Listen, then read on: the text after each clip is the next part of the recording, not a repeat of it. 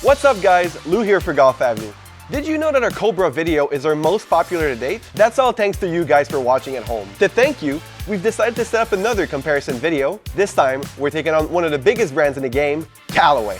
As usual, we'll start out by picking the clubs in the bins right behind me. We'll head on over to the TrackMan Powered Simulator at the office to test out our clubs. And once that is done, we'll come back right behind this desk to analyze the performance of all the clubs and finally answer the questions, how do older clubs measure up against new ones? With that being said, are you guys ready? Let's go pick up our clubs. Our first club, the Paradigm Triple Diamond. So the Triple Diamond designation is Callaway's designation for lower spinning models. It's also a 2023 release and it has this unique blue and chromish look. For our second club, we're getting the Callaway Rogue ST Max Triple Diamond. This one's a 2022 release. A bit different than the Paradigm. Got the black and gold tints for a nice package at address. For our third club, we're going to one of my favorites, the Callaway Epic Max LS. It's not a triple diamond, but it has the LS designation for low spin. It was a 2021 release from Callaway. You see the adjustable weight here at the back of the club head, and you see the gel brake technology here under the club head, which is very noticeable. Our fourth club is the Callaway Maverick Sub-Zero, released in 2020. The Sub-Zero is Callaway's former designation for low spin models before it changed to LS and then triple diamond. It was the first club where Callaway really showed its willingness to explore with colors, and we really have to say that they didn't miss the mark with that one.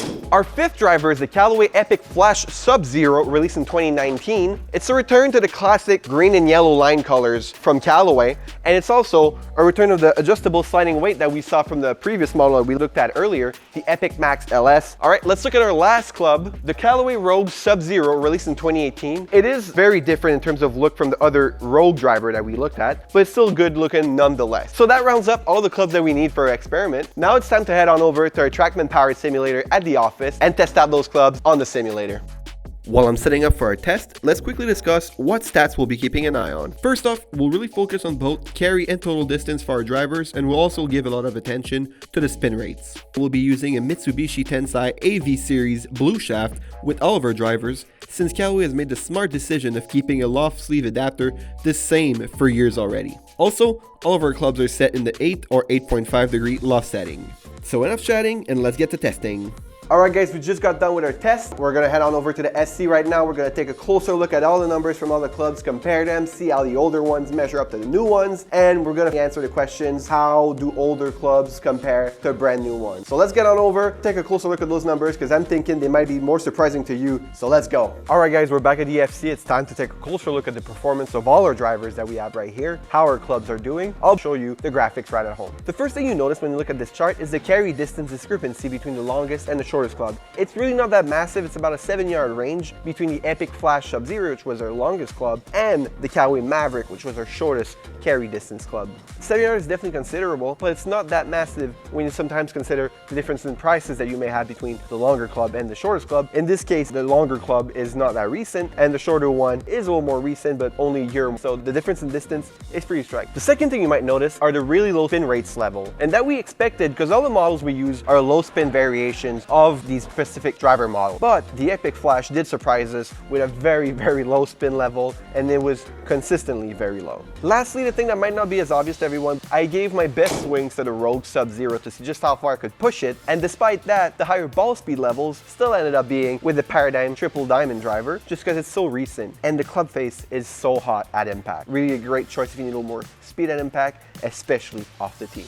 As we mentioned earlier in this video, some of the results will be surprising to you, and they were even surprising to us. Most surprising was to see a 5-year-old driver come out on top. But let's look at the complete distance ranking to give us a better idea of why it ended up being so good. So when looking at our distance charts, the first thing we'll notice is that the Epic Flash from 2019 outranked the Paradigm Triple Diamond, which was released last year. The other thing you might notice is that the rankings for carry distance and total distance are also identical. One of the most interesting things to us in this whole experiment was to see the low dispersion in distance, especially the range in distance between the longer club and the shorter one. We're talking about only 7 yards, which is really surprising considering that brands like Callaway like to advertise that you gain more distance every year. So maybe there's something to know about older clubs performing just as well as brand new ones, but we're going to keep looking at other other stats to just see how well these older clubs can compare to brand new ones. Don't get us wrong, an extra 7 yard of the tee is always a plus, but the fact is you still need to spend $200 or $300 more to get an extra 7 yard. The question you need to ask yourself is, do you have the budget for it, and is it really worth your money? The data we've looked at so far suggests that unless you really want to push your limits, spending those extra bucks might not be worth your while, really.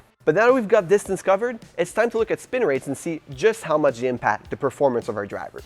In my opinion, spin rates were probably the most interesting data point that we looked at in today's test. Spin rates play a key role when it comes to your driver's performance, and this is all the more true when it comes to your total distance. Take the Rogue ST Max Triple Diamond as an example. Despite the Triple Diamond being a low spin variation, the Rogue ST Max was designed to help enhance launch condition and launch the ball with more ease and impact. You should expect low spin rates from this club, and it did deliver. In fact, the Rogue ST Max, along with the Mavericks, were the only two clubs to break the 2000 RPM spin rate mark. With that being said, it's probably why both clubs rank in the bottom half in terms of carry and total distance, just because their spin rate probably had such an impact on their performance. While in today's case, the distance discrepancy is not massive, with someone who swings the club a little faster than I do, it would probably become even more of an impact on your rollout and also your carry distance while the ball is in the air. All the other clubs managed to stay under the 2000 RPM mark, which is personally what I would expect out of a low spin driver. Low spin models give you a nice piercing trajectory that is more likely to roll out once the ball hit the ground. With that being said, the discrepancy in terms of spin rate levels between all these clubs was not massive,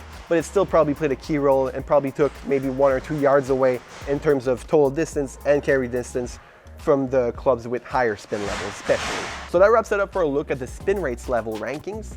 Now, it's time to take a closer look at the difference in performance between our most recent model, the Paradigm Triple Diamond, and our older model, the original Rogue released in 2018. To really compare those two drivers, let's take a closer look at the chart that we've prepared. We have them side by side, their performance. So you see there's a few discrepancies, but they're very minimal, especially when you consider that those clubs came out 5 years apart. The first thing you might notice is the ever so slightly advantage that the Paradigm has over the Rogue.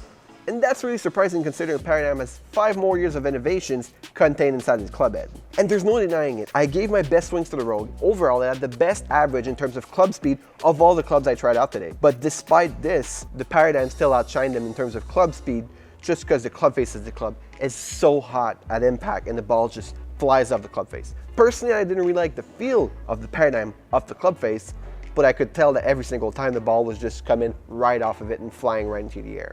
Used golf clubs, especially older models up to 5 or 6 years old, can certainly match the performance of brand new models or models that are maybe a year old.